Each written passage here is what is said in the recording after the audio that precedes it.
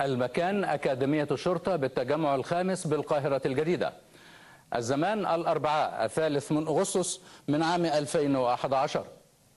أما الحدث التاريخي فهو محاكمة الرئيس السابق محمد حسني مبارك ونجليه علاء وجمال ووزير داخليته الأسبق حبيب العدلي و6 من مساعديه، كما يحاكم غيابيا في القضية ذاتها رجل الأعمال الهارب حسين سالم.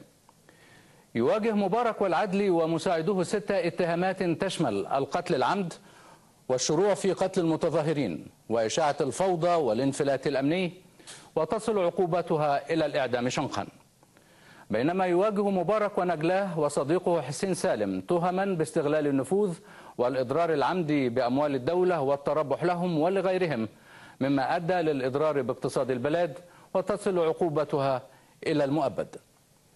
بدأ التحقيق مع الرئيس السابق في 12 من شهر أبريل الماضي. أما في 24 من شهر مايو فقد أحال النائب العام مبارك ونجليه وسالم إلى محكمة الجنايات. وفي الأول من شهر يونيو تحدد يوم 3 من أغسطس موعدا لعقد أولى جلسات المحاكمة. وفي 25 من يوليو تم ضم قضية العدلي ومساعديه بتهمة القتل إلى قضية مبارك في ذات الشأن للارتباط.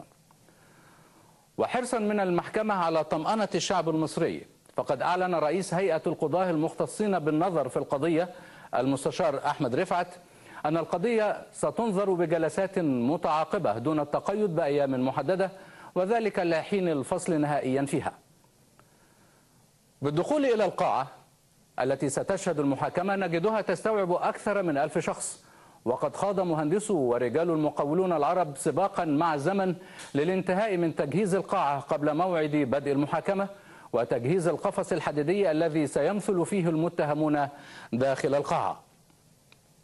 غموض الحالة الصحية لمبارك يدفع بالعديد من السيناريوهات المتعلقة بحضوره جلسة المحاكمة، فبحسب الخبراء يلزم القانون مبارك بحضور الجلسة والمثول داخل قفص الاتهام حتى ولو تم نقله بسريره من المستشفى بصحبة الأطباء.